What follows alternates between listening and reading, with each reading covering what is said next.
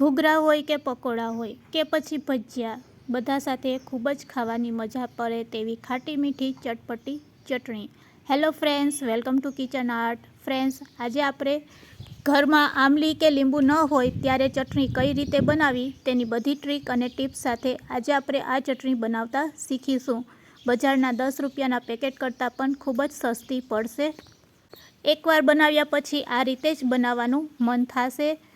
ફક્ત ઘરમાં એક ઇન્ગ્રીડિયન્ટ્સ હશે તો તમારી આ ચટણી બનીને રેડી થઈ જશે. અને આ ચટણીનો સ્વાદ એકદમ ખજૂર આંબલીની ચટણી જેવો લાગશે. ટેસ્ટમાં બેસ્ટ અને ખૂબ જ ઇઝી એવી આ ચટણી બનાવતા શીખીશું. તો ઝટપટ બની જતી એવી ચાલો હવે આપણે ચટણી બનાવતા શીખીશું. રેસીપી સારી લાગે તો લાઈક અને શેર કરજો. મારી ચેનલ ઉપર નવા હોય અને મારી ચેનલને હજુ સબસ્ક્રાઈબ ન કરેલ હોય તો સબસ્ક્રાઈબ કરી બાજુનું બેલ બટન દબાવવાનું ભૂલશો નહીં, જેથી કરીને તમને મારા નવા વિડીયોનું નોટિફિકેશન મળતું રહે. આંબલી, લીંબુ કે કાચી કેરી વગરની ચટણી બનાવવા માટે અહીંયા આપણે મીડિયમ સાઇઝનું એક મરચું લેશું, તેને સમારી લેશું અને થોડાક આદુના ટુકડા લેશું. ખાંડરી દસ્તાની મદદથી તેને અચકચરા ક્રશ કરી લેશું. તો ફ્રેન્ડ્સ, આ રીતે આપણે થોડાક જ અચકચરા તેને વાટવાના છે. આ રીતે વાટી લેશું. તો તમે જોઈ શકો છો, બસ આ રીતે તેને ક્રશ કરીશું. તેને સાઈડમાં રાખી દેશું. હવે ચટણી બનાવવા માટે અહીંયા આપણે ગોળનો ઉપયોગ કરશું. તો 2 ચમચી જેટલો ગોળ લેશું અને અડધા ગ્લાસ જેટલું પાણી એડ કરશું. આ રીતે ગોળ અને પાણીને મિક્સ કરી લેશું. અહીંયા આપણે ગોળને પાણીમાં ઓગાળી લેશું. તો આ રીતે ચમચીથી હલાવતા જાશું અથવા તો તમે હાથેથી પણ ગોળ ઓગાળી શકો છો. હાથનો ઉપયોગ કરશો તો ઝડપથી ગોળ ઓગળી જશે. તો આ રીતે આપણે બધો ગોળ છે તેને આપણે પાણી સાથે મિક્સ કરી લેશું અને ગોળનું પાણી બનાવીશું. તો ફ્રેન્ડ્સ, આ રીતે ચમચી અથવા તો હાથેથી તમે મિક્સ કરશો એટલે ગોળનું સરસ પાણી બનીને રેડી થઈ જશે. તો ફ્રેન્ડ્સ, હવે તમે જોઈ શકો છો આ રીતે આપણે ગોળનું પાણી બનાવીને રેડી કરી લેવાનું છે. આ રીતે ગોળને પાણીમાં ઓગાળ્યા પછી હવે આપણે ગેસની ફ્લેમ ચાલુ કરીશું.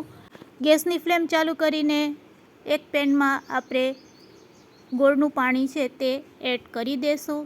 આ રીતે એડ કર્યા પછી લો ફ્લેમ ઉપર જ આપણે ગોળના પાણીને આ રીતે હલાવતા જઈશું અને ગોળના પાણીમાં જ્યાં સુધી બબલ્સ ન થાય ત્યાં સુધી આપણે તેને આ રીતે તવેથાથી અથવા તો સ્પેચ્યુલાથી હલાવીશું.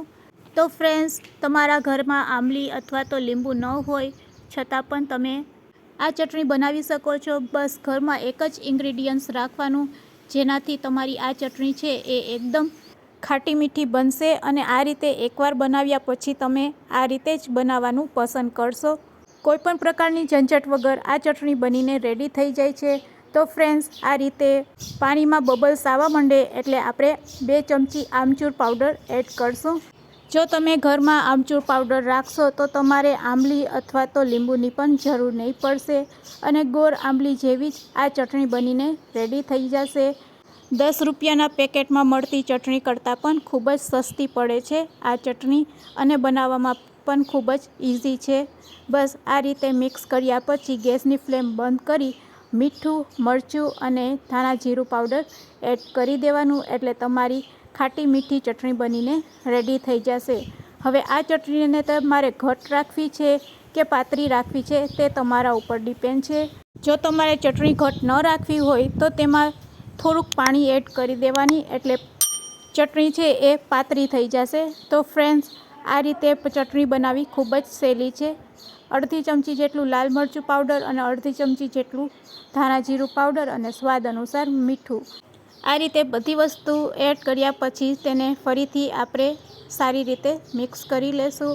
આ રીતે મિક્સ કર્યા પછી તેને આપણે રૂમ ટેમ્પરેચર ઉપર આવવા દેશું.